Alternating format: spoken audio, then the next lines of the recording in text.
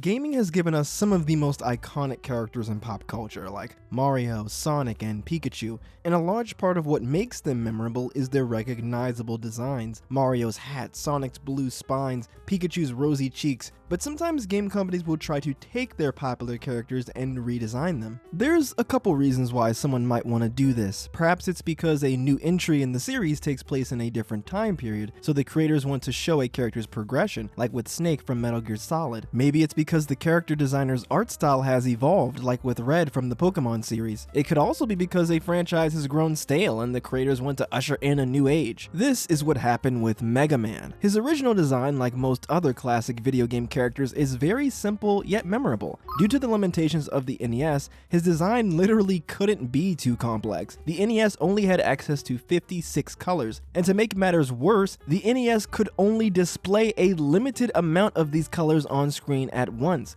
meaning game developers had to keep their design simple. Even Mega Man's very simple design took a bit of finessing and programming magic to get working on the NES. His face is actually a different image from his body that simply overlapped on top, because each 8x8 tile could only display 4 different colors, and one of those colors was transparency, so it was really only 3 colors. When Mega Man made his way over to the Super Nintendo in Japan with 1993's Mega Man X, Mega Man got a brand new design. This design is taller, looks older, and does a good job of bringing a slightly more mature spin on Mega Man without straying too far from the homeland, and this was done on purpose. Originally, Keiji Inafune was going to use the design of the character Zero for the new Mega Man. This design is a complete overhaul. Zero has long blonde hair, his main weapon is a sword instead of the Mega Buster, and he's got bright red armor instead of his iconic blue color scheme. Personally, I'm a bigger fan of Zero's design than X's design. The large red armor with the yellow accents really just hits you right in the face, and the fact that the slimmer parts of his armor are more muted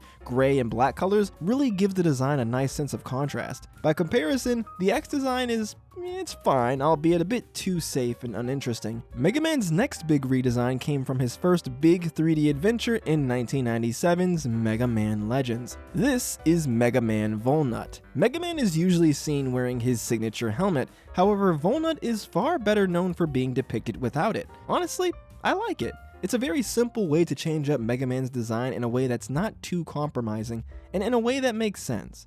The tone of this game is a lot more silly and lighthearted than the X series, so having a Mega Man that's a bit more lax and doesn't wear a battle helmet in a way kind of fits. I also like how Volnut actually looks like a robot, well, at least from the neck down.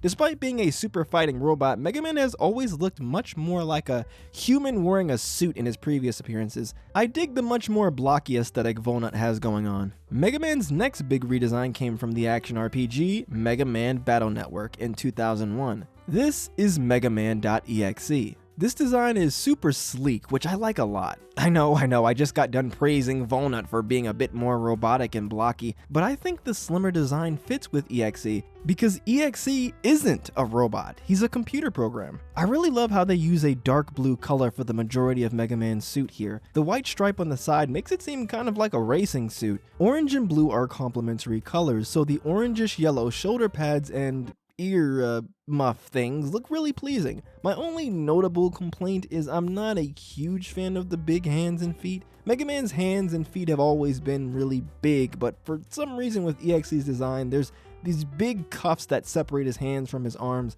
and his feet from his legs. In the older designs, there was always a sort of gradient or build up to the thick hands and feet, but the cuffs here just make them look really jarring. Otherwise, this is an absolutely superb modernization of Mega Man's classic design, with plenty of twists thrown in, like the hair and the red symbol on his chest. Mega Man's final big game redesign came from 2006's Mega Man Star Force. Star Force Mega Man's design is pretty cool. It seems like a continuation of EXE's design, much like X felt like the continuation of Mega Man's classic design. There's quite a bit more detail here, like the flared up hair, the red visor, the more complex armor, and of course the most noticeable addition, Mega Man's Mega Buster is a dragon. It's certainly out there, but the Mega Buster has always had a pretty mundane design, so it is kind of cool to have a more unique design to it here. Eventually though, Star Force Mega Man would get a slight redesign in Mega Man Star Force 3. The most striking difference is that they completely redesigned the Mega Buster again. I think I do prefer the look of the new Buster, but the original is a lot more memorable. Another Blue character that has seen a number of redesigns is Sonic the Hedgehog. Plenty of people are familiar with Sonic's rather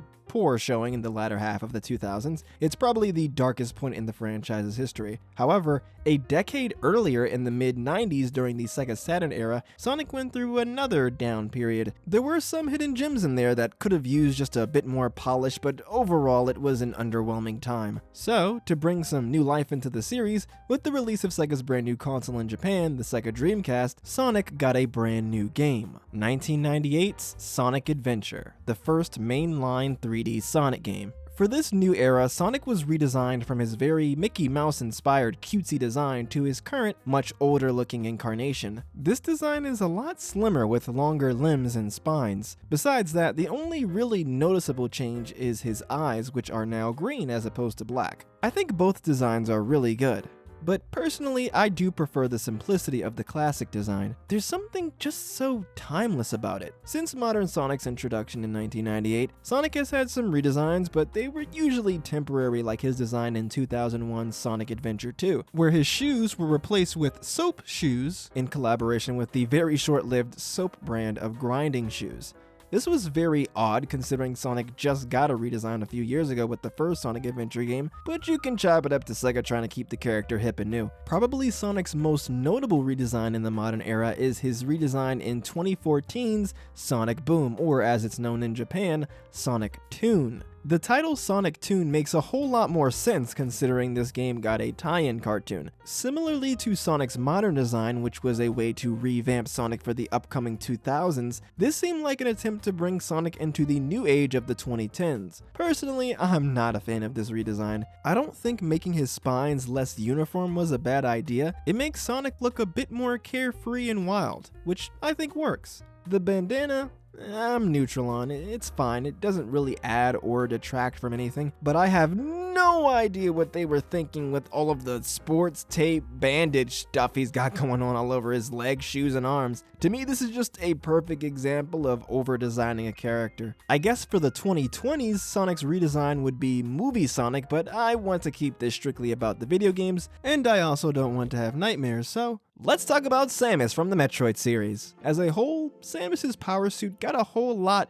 thicker over the years. In the first Metroid game, the body armor seemed rather light. Also, one thing to note is the lack of the huge shoulder pads. That wouldn't come into play until the next game, 1991's Metroid 2: Return of Samus. In the original Metroid, the Varia suit made Samus's power suit turn pink. However, this wasn't possible on the Game Boy since the Game Boy was only in black and white. Instead, what Metroid 2 does is give Samus bulky, bolder shoulders. This Varia suit design ended up being the design used on the game's box art, and since then, it has become Samus's signature design. This design would further be refined in 1994's Super Metroid, which solidified the armor's proportions, making Samus's slim waist much more prominent. Samus was noticeably absent during the N64 era outside of an appearance in Super Smash Bros., but she'd come back strong in the GameCube era with two new games released on back-to-back days, Metroid Fusion and Metroid Prime.